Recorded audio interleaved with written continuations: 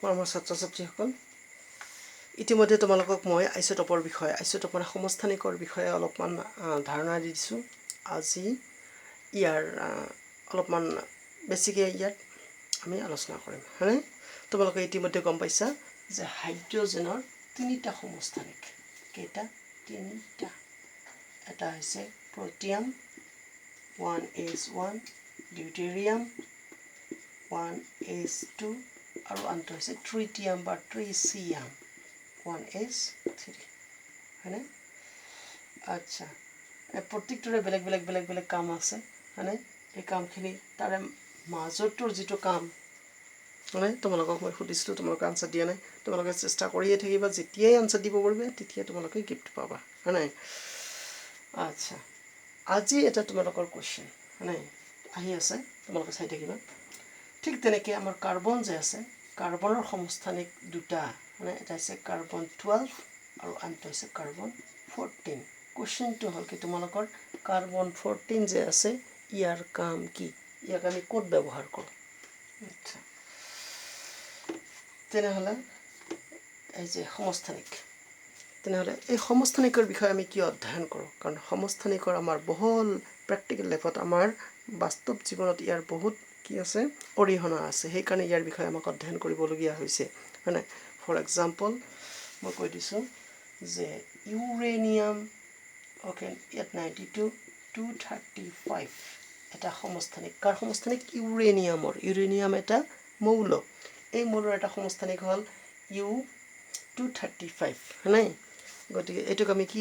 ক'ত ব্যৱহাৰ কৰোঁ নিউক্লিয়াৰ ৰিয়েক্টৰত ইন্ধন হিচাপে ব্যৱহাৰ কৰোঁ ইন্ধন মানে কি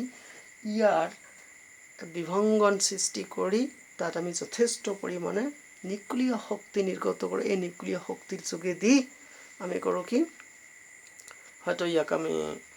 টাৰবাইন চলাওঁ নতুবা বেলেগ বহুত কিবা কিবি কাম আমি ইয়াত ট্ৰাই কৰোঁ তেনেহ'লে নিউক্লিয়াৰ ৰিয়েক্টৰত আমি ইউৰেনিয়ামৰ এটা সমস্থানিক ব্যৱহাৰ কৰোঁ কৰ্কট ৰোগ কেঞ্চাৰ তোমালোকে জানা কেঞ্চাৰৰ আজিকালি ট্ৰিটমেণ্ট হৈছে কেমোথেৰাপি কেমোথেৰাপিত আমি ব্যৱহাৰ কৰোঁ কোবাল্টৰ এটা সমস্থানিক হয়নে তাৰপিছত আৰু আছিলে কি আয়োডিনৰ এটা সমস্থানিক আছে ইয়াক আমি গলগণ্ড ৰোগ গলৰ যিবিলাক প্ৰব্লেম আছে গলৰ ৰোগ যে আছে এই ৰোগ বা থাইৰয়ডৰ যে প্ৰব্লেম থাকে মানুহৰ আজিকালি চবৰে হৈছে সাধাৰণতে এই যে গলগণ্ড বা থাইৰয়ডৰ ৰোগৰ নিৰাময় কৰিবৰ কাৰণে আয়োডিনৰ এটা সমস্থানিক আমি ব্যৱহাৰ কৰোঁ হয়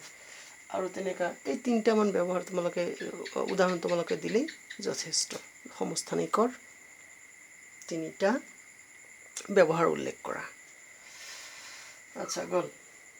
তাৰপিছত আহিল কি এটা কুৱেশ্যনটো থাকিলেই কাৰ্বন যে আছে কাৰ্বন 14ৰ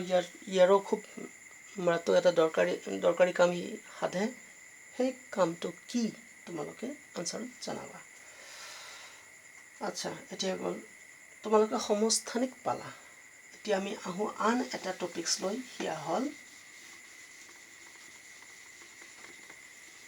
সমভাৰী তোমালোকে ধৰি লোৱা ইয়াত এটা মৌল আছে এই মৌলটো এক্স মৌল ইয়াত আন এটা মৌল আছে মৌলটো হ'ল ৱাই মৌল আচ্ছা ইয়াৰ পাৰমাণৱিক ভৰ ধৰি লোৱা তোমালোকৰ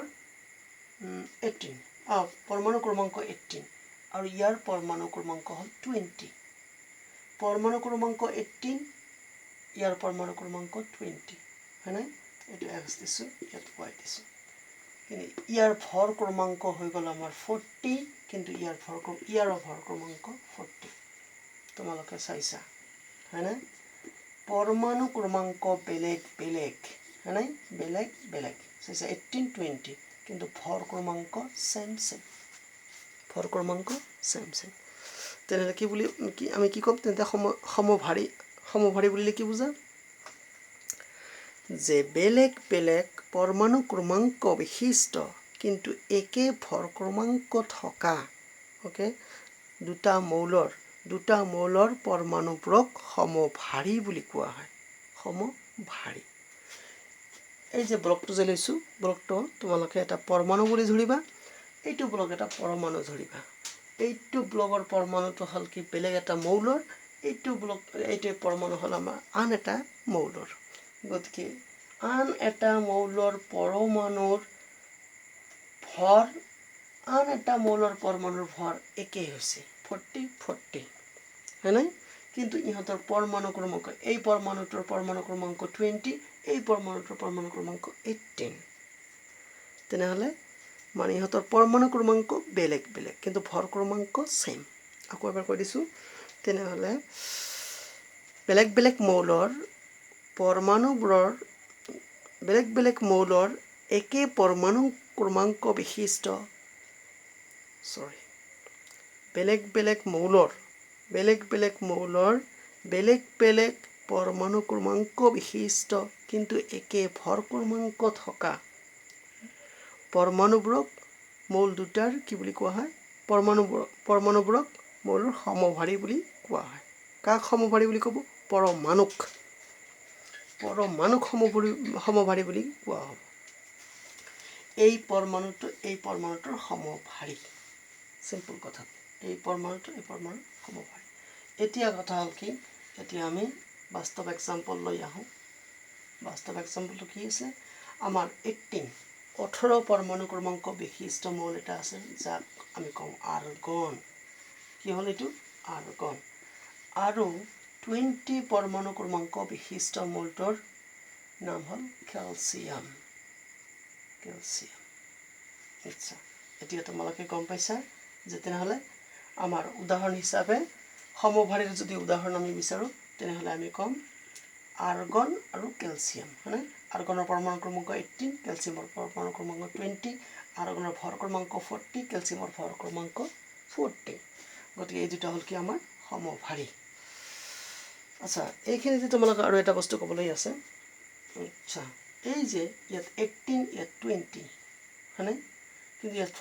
40 কি হ'ল তেনেহ'লে ইয়াত প্ৰটন কেইটা আছে ইয়াত প্ৰটন আছে আমাৰ 18টা তেনেহ'লে 40 হ'বলৈ নিউট্ৰন কেইটা হ'ব লাগিব আচ্ছা 22টা ইয়াত আকৌ তোমালোকে চাবা প্ৰটন হৈছে 20টা কিন্তু নিউট্ৰন কেইটা হ'ব 20টাই হ'ব 20টা হ'ব আমাৰ নিউট্ৰন আচ্ছা এই প্ৰটন প্লাছ নিউট্ৰন এই দুটা মিলি ক'ত থাকে পৰমাণু এটাৰ নিউক্লিয়াছত থাকে সেইকাৰণে ইহঁত দুটা কোৱা হয় নিউক্লিয়ন তেনেহ'লে নিউক্লিয়ন বুলিলে কি বুজা পৰমাণু এটাৰ নিউক্লিয়াছত থকা প্ৰটন আৰু নিউট্ৰনক একেলগে নিউক্লিয়ন বুলি কোৱা হয় হয়নে আচ্ছা এই নিউক্লিয়ন দুটাৰ ভৰাই হ'ল তোমালোকৰ কি ভৰ ক্ৰমাংক কাৰ পৰমাণু এটাৰ মানে মৌল এটাৰ পৰমাণুৰ ভৰ ক্ৰমাংক আচ্ছা তেনেহ'লে এই আইচোটপ আৰু কি কয় সমস্থানিক আৰু সমভাৰী এই দুটাক আৰু ভালদৰে বুজাবলৈ চেষ্টা কৰিছোঁ মই তোমালোকে চাবা কেতিয়াবা কনফিউজন হৈ যায় কোনটোৰ বা ভৰ বেছি কোনটোৰ বা ভৰ কম কোনটোৰ বা অমুক তমুক এনেকৈ ঝামেলা হয় আকৌ তোমালোকে ভালকৈ বুজিছোঁ ইয়াত ধৰি লোৱা ইয়াত আমাৰ এটা কি মৌল আছে এটা মৌল ছিংগল মৌল কিন্তু ইয়াত এটা মৌল ইয়াত আন এটা মৌল ইয়াত দুটা মৌল বেছি বহুত নেকি ইয়াত দুটা মৌল আৰু ইয়াত ছিংগল মৌল কিন্তু হৈছে কি এই ছিংগল মৌলৰ আকৌ ইয়াত তিনিটা বেলেগ বেলেগ পৰমাণু হয়নে এই মৌলটো যে আছে ইয়াৰ এটা পৰমাণু ইয়াত আহিল এই মৌলটো যে আছে ইয়াৰ পৰমাণু এটা ইয়াত আহিল হয়নে আচ্ছা এই যে আছে এটা মৌল কিন্তু ইয়াৰ পৰমাণু তিনিটা পৰমাণুয়ে বেলেগ বেলেগ এটা মৌল পৰমাণু তিনিটা বেলেগ বেলেগ কিন্তু বেলেগ বেলেগ মৌল কিন্তু বেলেগ বেলেগ পৰমাণু তোমালোকে জানা কিন্তু ইহঁত দুটা আকৌ প্ৰায় সেম কিহত সেম ইহঁতৰ ভৰ সেম ইয়াত 20 যদি হয় ইয়াৰো 20 ইহঁতৰ ভৰ সেম কিন্তু ইয়াৰ হ'ল কি পৰমাণু ক্ৰমাংক সেম তেনেহ'লে আমাৰ হ'ব কি আইচোটপ যেটা সমস্থানিক কথাটো আমাৰ প্ৰযোজ্য হ'ব মাত্ৰ এটা মৌলৰ ক্ষেত্ৰত কিন্তু আমাৰ সমভাৰী কথাটো যেতিয়া আমাৰ আহিব তেতিয়া আমাৰ মিনিমাম দুটা মৌল কম্পেয়াৰ কৰিব লাগিব কিন্তু আমাৰ আইচোটপৰ ক্ষেত্ৰত দুটা মৌল নহয় ছিংগল মৌল মানে ছিংগল মৌলৰ বেলেগ বেলেগ পৰমাণু আৰু ইয়াত হ'ল বেলেগ বেলেগ মৌলৰ বেলেগ বেলেগ পৰমাণু একে হৈ যায় এইটো গতিকে তোমালোকে হয়তো বুজিব পাৰিছা তোমালোকে কনফিউজন থাকিলে তোমালোকে কমেণ্ট কৰিবা থেংক ইউ